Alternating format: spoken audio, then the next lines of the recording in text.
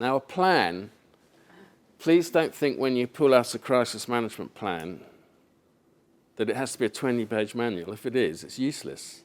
It needs to be an aide-memoire. You can download a little dokie from my website at the end, which is the formation of this 10-step plan. And it's literally, I think, 4 pages of that. You should have this in your drawer to give you clarity of thinking when the crisis arrives. But before the crisis arrives, do have the plan, which is this. This is what we're going to do in a crisis. This is how we're going to act, okay?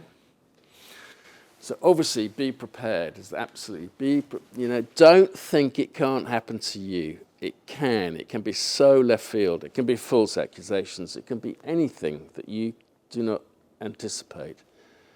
It can be a member of staff misbehaving. It can be just anything that you can imagine that can come along. But when it happens, you take the initiative. You start to take the initiative by small steps, by very small steps. And inevitably, almost inevitably, this will involve this. The crisis happens. Bang. You know it's there. Something dreadful's happened. You've pulled out the plan. You've got people knocking on your door, your staff, your trustees, your stakeholders, saying, what's going on, what's going on? And then the press ring and say, is it true that? The thing at that point is to really do small steps. The first thing is always the best way is to do what I call a holding statement. And the charm of a holding statement is it gives you time. It means you don't have to hide behind no comment or refusing to answer questions or refusing to say anything. But in reverse, it avoids the need to get involved in a dialogue or a Q&A session with the client, with the press, or with anybody else. But you just issue a holding statement, which is the facts of this are this. This is what the organisation does. This is how long it's been in operation. This is its reputation. And this is what's happened. And these are the steps we're taking to resolve it. We've reported it to the police. We've reported it to safeguarding authorities. We've taken the right steps. We're doing our own internal investigation. And we won't make any further comments until such time as is appropriate. It might be the police investigating, so that gives you time. But it's a statement that you can use. You can actually hand it out to your staff, you can give it to the press, and it's no comment.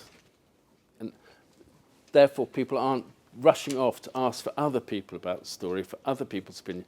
You've put your position as best you can into the marketplace. So you begin to take and seize the initiative. You should also develop a sympathetic response, a sympathetic persona, i.e. your understanding of the situation. If there are victims, you are concerned about the victims, not implying guilt in any way, but you look responsive and concerned, and you're sympathetic to the fact that a crisis is going on. And then you start to build your own agenda, start to build the building blocks. You see the time frame going forward as to when you can start to move away from the holding statement, when you think you might be able to begin to brief people about press, when you can put more expansive statements into the marketplace, where you can begin to take a Q&A with the press, and you've thought through the lines to take and the opportunities and the stories that are there, and you've done your own research in the organisation, and you've looked at its safety record, and you can pull out its safety record and begin to put that into the marketplace. You can demonstrate what steps and active steps you take to the marketplace. So with little building blocks of information, you build a more and more and more informed story that you can put into the marketplace. You should always make your media your ally and not your enemy. Therefore, you are sympathetic to their request for information. You are responsive to them. You're not evasive. You give them information as best you can, and you tell them the information is the best you can give, that you cannot expand on more. And they'll be sympathetic to that. So you help them do their job in relaying the story. They'll appreciate that. So you try to make them your ally rather than enemy. It's hard because they'll come at you like Rottweilers, and you mustn't run or be scared or whatever. And I'll demonstrate that at the end of my presentation. You must create effective channels of communication. The phone lines must be blocked in. You must make sure that your reception, wherever, is brief to handle calls, to make sure it's all noted, that they will be responsive. You must look at channels of communication to your staff. Is it done by email? Is it done by notice boards? You must look at your website. How can you use that to manage the story going forward? Look at the channels of communication that you need to get the story across into your own audience. You must know your target audiences. As I say, the classic one with the Perrier one was they completely forgot that their trade audience was their most important. They totally focused on consumer confidence. And when they relaunched Perrier, Sainsbury's and Tesco turned around and said, sorry, we're just going to stock our own bottled water from now on.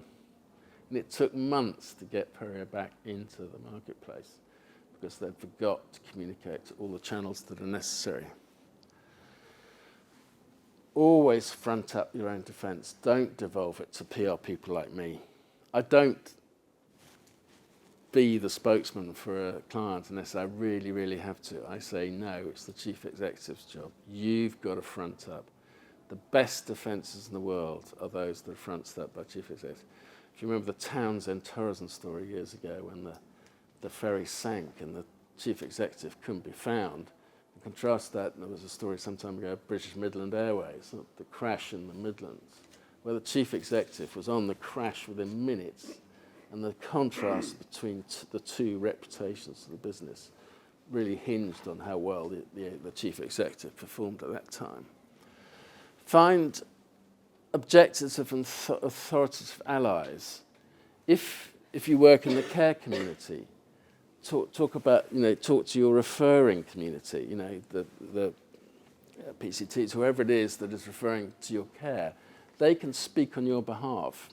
I had a care charity in a major urban city whose chief executive was fired because he was doing very naughty things, sexual things, and he was fired. And I was speaking to the remnants of the executive and going forward. And they said their best ally was the police. When the police gave the briefing, when the chief executive was found guilty, they gave the briefing to the press, and then the police closed the door on the press, a room like this, just closed the door, and said, look, we know that you could bring this charity down tomorrow. We want you to know that if you do, this city will be in a hellhole if you do. And the police just said that straight, unprompted, to a room full of assembled journalists, complete authority, said that we just want you to know that, yeah, you can bring this charity down. But where's it going to leave the city? And the press responded really well. So the police were their best ally in the story. And don't reinvent the wheel. Look at best practice in this market. Look at the steps people make to get this forward.